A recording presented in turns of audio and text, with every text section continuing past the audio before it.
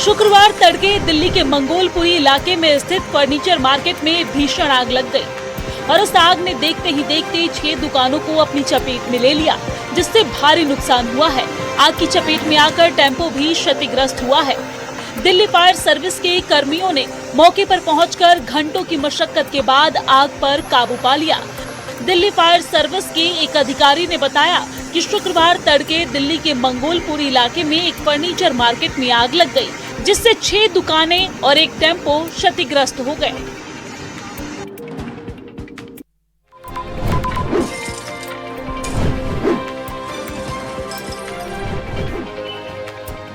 Greater Noida निवासी विधवा को 5 बच्चों के पिता ने हिंदू बनकर झांसा दिया। आरोपित ने महिला का कलियर में धर्मांतरण कराकर उससे निकाह किया। इसके बाद आरोपी के परिजन ने जबरन उससे रोजा रखवाया और नमाज पढ़वाई।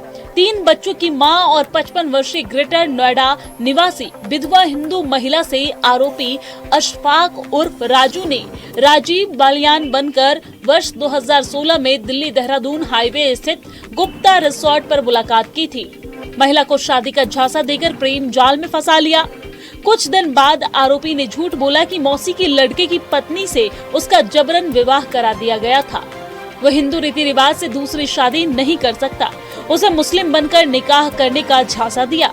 इसके बाद 24 जनवरी 2017 के कलियर शरीफ ले जाकर अपना नाम अशफाक और महिला का नाम नूरजहां रखकर निकाह किया।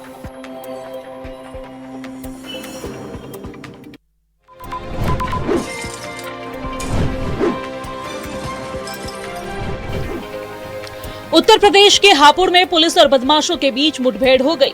मुठभेड़ में 50,000 का इनामी बदमाश ढेर हो गया। थाना हापुड़ नगर पुलिस टीम द्वारा बुलंदशहर रोड पर चेकिंग कर रही थी, तभी एक संदिग्ध मोटरसाइकिल सवार व्यक्ति आता हुआ दिखाई दिया। पुलिस को देखकर उसने भागने का प्रयास किया तो पुलिस टीम ने पीछा करते हुए घेर लिया, तो दोनों ने खुद को घिरता देख पुलिस कर्मियों पर जान से मारने की नियत से फायरिंग कर दी।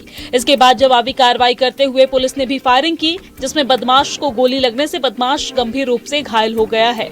उसे उपचार के लिए CSC नगर भेजा गया, जहां पर चिकित्सकों द्वारा बदमाश को मृत घोषित कर दिया गया। मौके से एक अवैध पिस्टल, खोखा, कारतूस और एक स्प्लेंडर मोटरसाइकिल बरामद हुई है। फिलहाल पुलिस आगे की कार्रवाई में जुटी हुई है और इस मामले में हापुड़ के SP कुंवर ज्ञानजय ने जानकारी साझा की है। गोदी के जंगलों में ट्यूबवेल का आड़ लेकर के उसने पुलिस पार्टी पर जानलेवा हमला किया। पुलिस पार्टी ने आत्मरक्षार्थ फायरिंग की, जिसमें वो बदमाश गंभीर रूप से घायल हुआ है।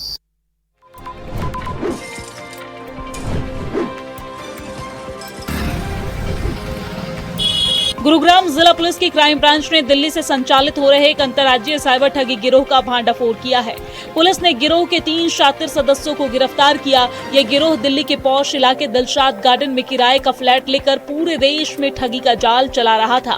पुलिस जांच में पता चला कि शिकायतकर्ता से ठगी गई राशि में से 15 लाख रुपए विभिन्न ट्रांजैक्शनों के माध्यम से एक बैंक खाते में ट्रांसफर कराए गए थे। ये बैंक खाता एक प्राइवेट लिमिटेड कंपनी के नाम है तथा इस खाते में 4 मोबाइल नंबर पंजीकृत पाए गए। तकनीकी विश्लेषण के दौरान पता चला है कि पंजीकृत मोबाइल नंबर में से एक मोबाइल नंबर दिल्ली में सक्रिय था, जिसके बाद साइबर पुलिस गुरुग्राम द्वारा आधुनिक तकनीकी संसाधनों एवं डिजिटल विश्लेषण की सहायता से आरोपियों को दिल्ली से गिरफ्तार किया गया। वहीं 25 पासपोर्ट, 53 ATM कार्ड और 5 chequebook, 36 mobile phone, 2 IP camera बरामद किया गया है।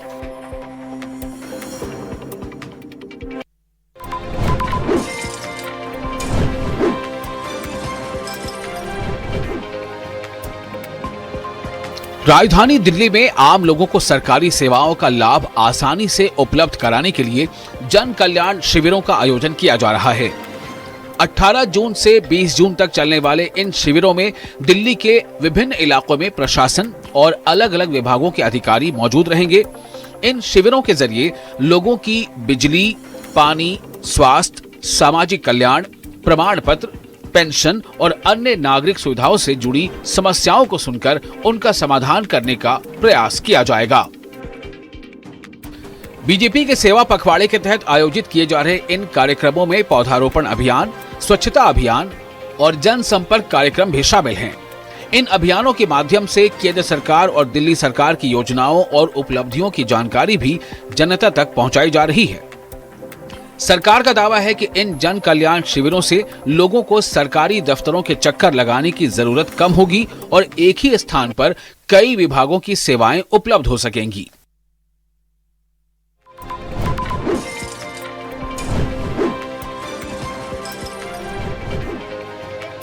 वृंदावन के विश्व प्रसिद्ध बांके बिहारी मंदिर क्षेत्र में 2 अलग स्थानों पर श्रद्धालु दाम्पत्यों द्वारा स्थानीय दुकानदारों के साथ मारपीट किए जाने का मामला सामने आया है।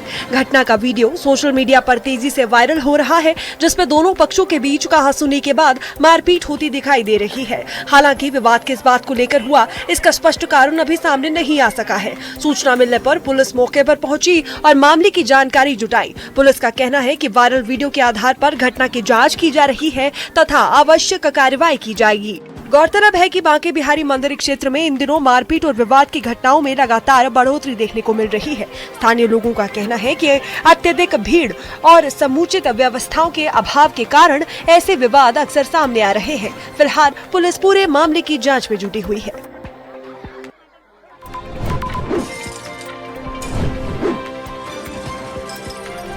कुशीनगर जिले के चौराखास थाना क्षेत्र के बड़हरा चौराहे का एक वीडियो सोशल मीडिया पर तेजी से वायरल हो रहा है। वायरल वीडियो में आरोप है कि वाहन चेकिंग के दौरान एक दीवान और 2 होमगार्ड बिजली विभाग के संविदा कर्मी के साथ अभद्र भाषा का प्रयोग करते दिखाई दे रहे हैं। जानकारी के अनुसार बिजली विभाग के संविदा कर्मी देर रात एक क्षेत्र में विद्युत फॉल्ट ठीक करने के लिए जा रहे थे। इसी दौरान बड़हरा चौराहे पर वाहन चेकिंग के नाम पर उन्हें रोका गया। आरोप है कि चेकिंग के दौरान दीवान बृजकिशोर सिंह सहित 2 होमगार्ड ने कर्मी के साथ गाली गलौज किया। वायरल वीडियो में ये भी दावा किया जा रहा है कि संबंधित दीवान कैमरे पर खबर चलवाने और जो बिगाड़ना है बिगाड़ लेना जैसी चुनौती देते हुए सुनाई दे रहे हैं। वीडियो सामने आने के बाद मामले को लेकर चर्चाओं का दौर तेज हो गया है। हालांकि वायरल वीडियो की स्वतंत्र पुष्टि नहीं हो सकी है।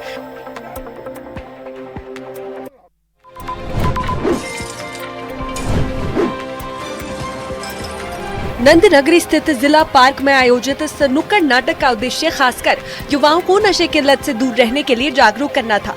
कार्यक्रम में बड़ी संख्या में स्थानीय लोग, युवा और पुलिसकर्मी मौजूद रहे। कलाकारों ने अपनी प्रभावशाली प्रस्तुति के माध्यम से समाज को नशे के खिलाफ एक मजबूत संदेश देने का प्रयास किया।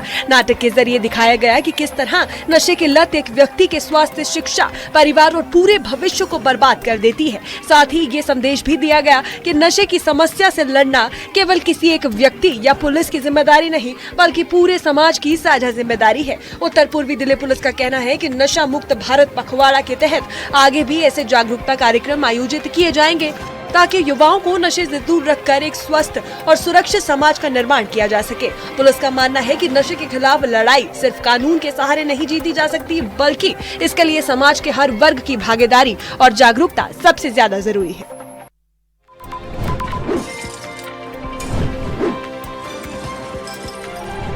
उत्तर कश्मीर के पटन स्थित जोरावर हॉल में आयोजित शाम में शफकत सांस्कृतिक महोत्सव का आयोजन भारत सरकार के संस्कृति मंत्रालय के उत्तर क्षेत्र सांस्कृतिक केंद्र और भारतीय सेना के संयुक्त तत्वावधान में किया गया। इस मौके पर पंजाब, राजस्थान, गुजरात, महाराष्ट्र, मणिपुर और उड़ीसा से आए प्रसिद्ध लोक कलाकारों ने अपनी रंगारंग प्रस्तुतियों से दर्शकों का मन मोह लिया।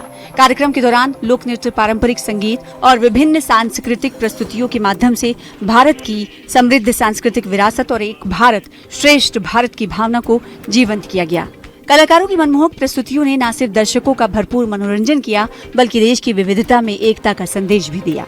ऑर्गेनाइजर्स का कहना है कि इस सांस्कृतिक महोत्सव का उद्देश्य भारत की लोक कला और सांस्कृतिक विरासत को संरक्षित करना और बढ़ावा देने के साथ साथ उत्तर कश्मीर के युवाओं को देश की विभिन्न संस्कृतियों से जोड़ना है। कार्यक्रम में बड़ी संख्या में स्थानीय लोगों ने हिस्सा लिया और कलाकारों की प्रस्तुतियों की सराहना की।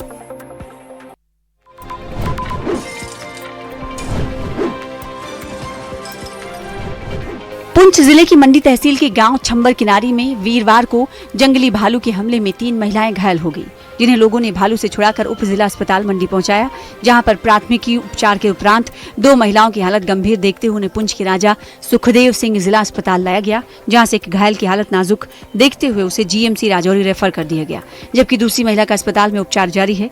इस घटना को लेकर पीड़ितों के परिजनों और ग्रामीणों में वाइल्ड लाइफ विभाग के प्रति रोष व्याप्त है। सीकरी में, छमर में और बिदार में जो है रीछ ने अटैक करके कुछ लोगों को जख्मी कर दिया, जिसमें से 3 लोग जो है मंडी हॉस्पिटल में आए, 2 जो है पुंछ के अंदर हमारे पास रेफर हुए। जो पुंछ में 2 रेफर है, इसमें एक जो नाजिया उसर है वो उसकी आंख को काफ़ी गहरा जख्मी आ गया, उसको हम रजौरी मेडिकल कॉलेज में रेफर कर रहे हैं उसकी आंख की सर्जरी के लिए। और जो दूसरा पेशेंट है उसका यहाँ हमारे डिस्ट्रिक्ट हॉस्पिटल पुंछ के अंदर ही हम इलाज कर रहे हैं।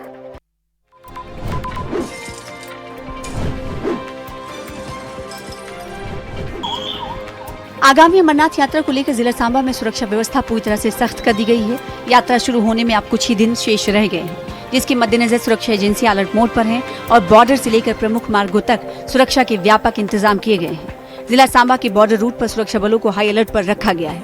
आने जाने वाले प्रत्येक व्यक्ति और वाहन की गहन जाँच की जा रही है। सुरक्षा कर्मी वाहनों की सघन तलाशी लेने के बाद ही उन्हें आगे बढ़ने की अनुमति दे रहे हैं। संवेदनशील इलाकों में अतिरिक्त नाके स्थापित किए गए हैं और 24 घंटे निगरानी रखी जा रही है। सुरक्षा एजेंसियों द्वारा लगातार मॉक ड्रिल, सर्च ऑपरेशन चलाए जा रहे हैं ताकि किसी भी संभावित खतरे को समय रहते निष्क्रिय किया जा सके।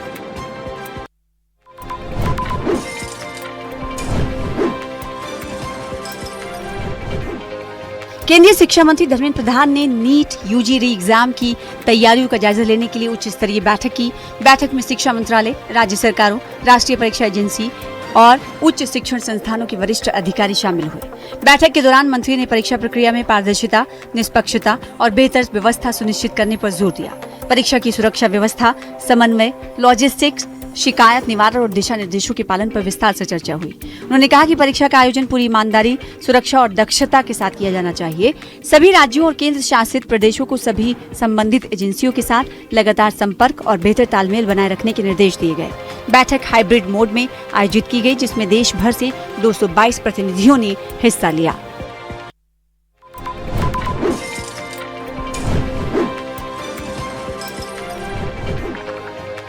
आगामी अमरनाथ यात्रा को सुरक्षित और सुचारू बनाने के लिए जम्मू कश्मीर पुलिस महानिदेशक यानी डीजीपी नलिन प्रभात ने बुधवार को 45 माउंटेन रेस्क्यू टीमों को रवाना किया। ये टीमें अमरनाथ गुफा के दोनों प्रमुख मार्गों पर श्रद्धालुओं की सहायता और आपदा प्रबंधन के लिए तैनात रहेंगी।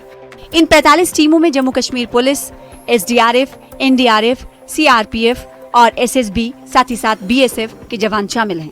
इन्हें अमरनाथ यात्रा के दोनों मार्गों पर 21 अलग अलग स्थानों पर तैनात किया जाएगा।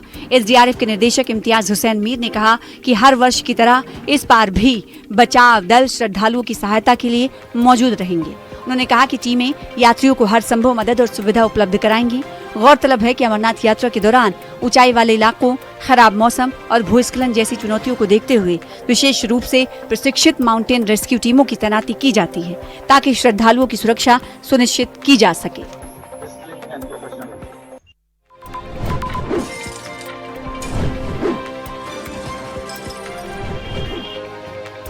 मध्य दिल्ली के पटेल नगर विधानसभा क्षेत्र के कई इलाकों में भीषण जल संकट व्याप्त है, जिससे तापमान बढ़ने के साथ साथ निवासी प्यास से व्याकुल और हताश हो गए हैं। बलजीत नगर, नेहरू नगर, गुलशन चौक, होली चौक और पंजाबी बस्ती सहित कई इलाके सबसे ज्यादा प्रभावित हैं, जहां पानी की पाइपलाइन बिछाने के बावजूद घरों में पाइप से पानी की आपूर्ति पूरी तरीके से बंद है। इन इलाकों में वर्षों से बसे हजारों निवासियों के लिए बुनियादी जलपान के लिए दैनिक संघर्ष एक कठिन परीक्षा बन गया है।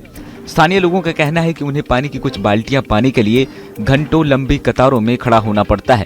पानी के टैंकरों का आगमन, जो अक्सर सप्ताह में केवल एक बार होता है, अक्सर अराजकता का कारण बनता है, जिससे निवासियों को वाहनों के पीछे दौड़ना पड़ता है, जिसके परिणाम स्वरूप अक्सर पानी के अपने हिस्सों को लेकर हाथापाई और मारपीट हो जाती है।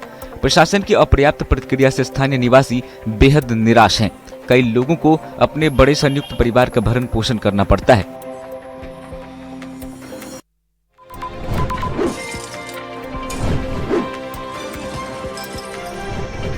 केंद्र सरकार के 12 वर्ष पूरे होने के उपलक्ष्य में दिल्ली सरकार की ओर से जन कल्याण शिविरों का आयोजन किया जा रहा है।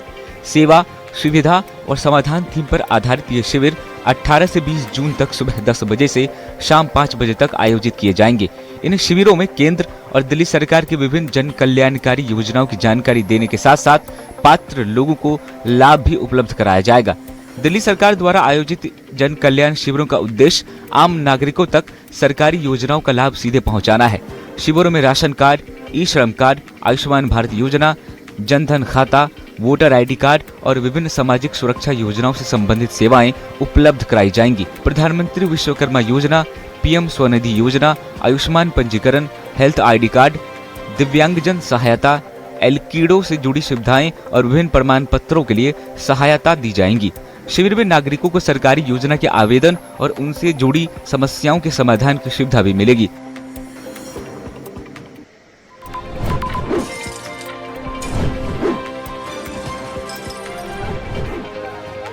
दिल्ली के सेंट्रल डिस्ट्रिक्ट पुलिस ने एक अंतर्राज्यीय शिशु तस्करी गिरोह का पर्दाफाश करते हुए 12 आरोपियों को गिरफ्तार किया है। मामले की जांच उस समय शुरू हुई जब सूचना मिली कि एक महिला एक नवजात शिशु के साथ देखी गई थी, जो बाद में गायब हो गया। मुखबिर ने बताया कि करीब 20 दिन बाद वही महिला एक अन्य नवजात के साथ फिर दिखाई दी, जिससे शिशु तस्करी के एक बड़े नेटवर्क की आशंका पैदा हुई। सूचना के आधार पर पुलिस टीमों ने सीसीटीवी फुटेज खंगाली और जांच आगे बढ़ाते हुए संदिग्ध महिला की पहचान ज्योति उर्फ कमलेश के रूप में की। इसके बाद पुलिस ने जाल बिछाया, जिसमें एक पुलिसकर्मी ने नवजात खरीदने के इच्छुक ग्राहक बनकर महिला से संपर्क किया। आगे की जांच में पुलिस की टीम बैगमपुर पहुंची, जहां उन्हें डॉक्टर विवेकी की भूमिका का पता चला, जो हीरा मल्टी स्पेशलिस्ट हॉस्पिटल चलाता है। पुलिस का आरोप है कि इस अस्पताल का इस्तेमाल नवजात शिशुओं की तस्करी के केंद्र के रूप में किया जाता था, जहां संतान न होने वाली दंपतियों के साथ सौदे किए जाते थे। अधिकारियों के अनुसार गिरोह लड़कियों को करीब 1 लाख रुपए और लड़कों को लगभग 2 लाख रुपए में बेचता था।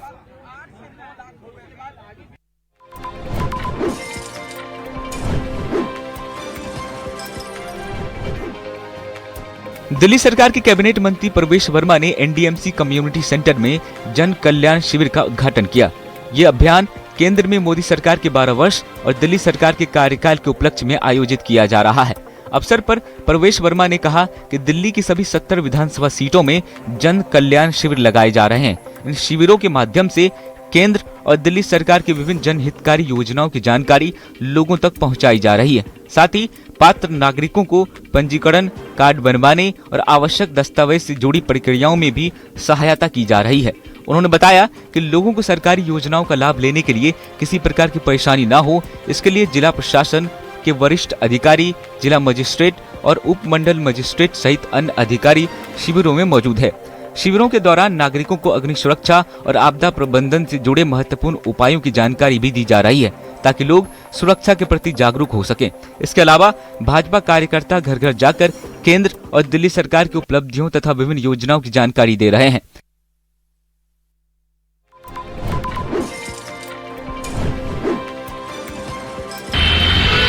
दिल्ली के आदर्श नगर इलाके में पार्किंग को लेकर हुआ एक छोटा सा विवाद कुछ ही मिनटों में हिंसक झड़प में बदल गया।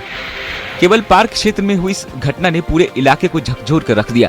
झड़प में 30 वर्षीय विक्की गंभीर रूप से घायल हो गया, जिसके सिर पर गहरी चोट आई। परिजनों का आरोप है कि विवाद के दौरान एक कुरियर डिलीवरी करने वाले शख्स ने अपने कुछ साथियों को मौके पर बुलाया। इसके बाद दोनों पक्षों के बीच कहासुनी बढ़ी और हालात इतने बिगड़ गए कि ईंट पत्थर चलने लगे। हमले में विक्की बुरी तरह से घायल हो गया और जमीन पर गिर पड़ा। घायल युवक को तुरंत अस्पताल पहुंचाया गया, लेकिन उसकी नाजुक हालात को देखते हुए डॉक्टरों ने उसे हायर सेंटर रेफर कर दिया। फिलहाल विक्की आईसीयू में है और डॉक्टरों की निगरानी में उसका इलाज चल रहा है। अस्पताल में मौजूद परिवार के लोगों का रो कर बुरा हाल है और आरोपियों के खिलाफ सख्त कार्रवाई की मांग की जा रही है। घटना की सूचना मिलते ही आदर्श नगर थाना पुलिस और क्राइम टीम मौके पर पहुंची और जांच शुरू की गई। एक मामूली पार्किंग विवाद का इस तरह खूनी संघर्ष में बदल जाना इलाके में चर्चा का विषय बना हुआ है।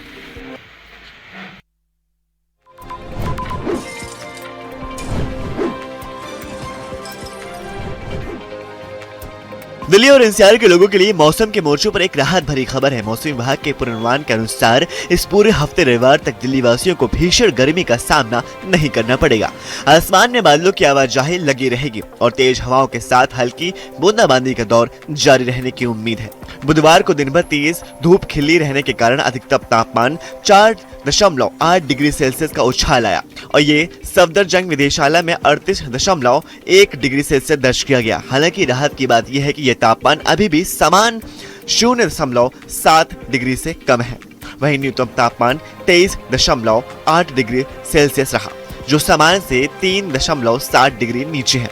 मौसम विभाग का कहना है कि गुरुवार को भी 50 किलोमीटर प्रति घंटे की रफ्तार से धूल भरी आंधी चलने और कहीं कहीं हल्की बारिश होने के आसार हैं।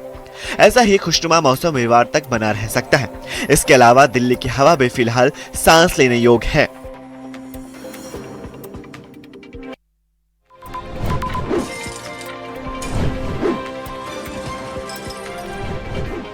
बीते दिनों दयालपुर थाना क्षेत्र में व्यक्ति की गोली मारकर हत्या कर दी गई थी। मृतक का नाम राशिद था। हत्या अनवर ठाकुर और नसीम गिरोह के बीच पुरानी गैंग प्रतिद्वंद्विता के कारण हुई थी। दिल्ली अपराध शाखा पुलिस ने इस मामले में 2 वंचित अपराधियों की पहचान की और उनका पता लगाया। इन अपराधियों के नाम आतिफ और इस्माइल हैं। ये दोनों उत्तर पूर्वी दिल्ली के निवासी थे। वे अनवर ठाकुर गिरोह से जुड़े हुए थे। पुलिस ने उन्हें राशिद की हत्या के मामले में शामिल पाया। पुलिस ने इस गिरफ्तारी को गैंगवार पर लगाम लगाने की दिशा में एक महत्वपूर्ण कदम बताया है। एक पुलिस टीम ने उस्मानपुर के वजीराबाद सड़क पर जाल बिछाया। रात करीब 11:05 बजे संदिग्धों को मोटरसाइकिल पर जाते हुए रोका गया। आरोपियों ने पुलिस पर गोली चला दी। पुलिस बल ने आत्मरक्षा में जवाबी कार्रवाई की। इसके बाद दोनों आरोपियों को काबू कर गिरफ्तार कर लिया गया। गिरफ्तारी के बाद आरोपियों के खिलाफ कानूनी कार्रवाई तत्काल शुरू कर दी गई है। दिल्ली पुलिस केंद्रीय जिला इस पूरे मामले की गहन जांच कर रहा है। पुलिस गिरोह के अन्य सदस्यों और उनके ठिकानों की तलाश में जुटी हुई है।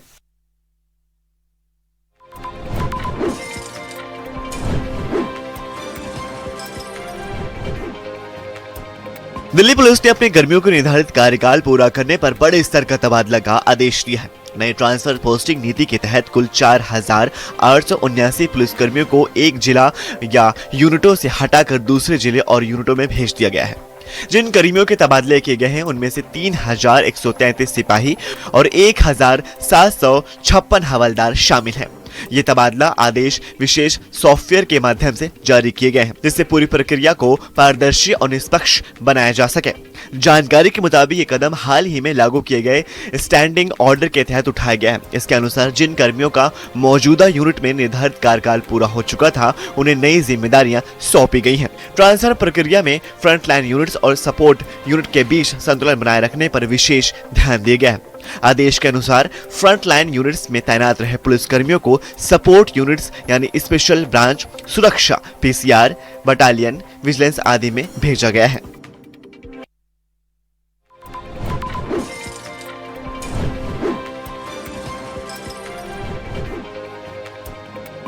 बिहार में शराबबंदी को धता बताने के लिए तस्कर आए दिन नए नए हथकंडे अपनाते हैं, लेकिन मुजफ्फरपुर उत्पाद विभाग की सतर्कता ने एक ऐसी अनोखे गैंग का खुलासा किया है। हरियाणा से शराब की खेप लेकर चली 2 नई नवेली जोड़ियां का सफर मुजफ्फरपुर जेल में जाकर खत्म हुआ। जानकारी के अनुसार मामला हरियाणा के रोहतक जिले का है। वहां के रहने वाले 2 दंपति सोनू अजीत और राखी दीपक शादी के कुछ समय बाद ही अपराध की दुनिया में उतर गए। ये लोग हरियाणा में से लग्जरी कार में भारी मात्रा में विदेशी शराब लादकर बिहार के छपरा होते हुए मुजफ्फरपुर के रास्ते तस्करी कर रहे थे। तस्करों ने सोचा कि लग्जरी कार में नई नवेली दुल्हन के साथ सफर करने पर पुलिस उन्हें शक नहीं करेगी। जैसे ही आरोपियों की लग्जरी गाड़ी छपरा बॉर्डर पार कर मुजफ्फरपुर के रेवापुर के पास पहुंची, उत्पाद विभाग की टीम ने घेराबंदी कर उन्हें घर दबोच लिया।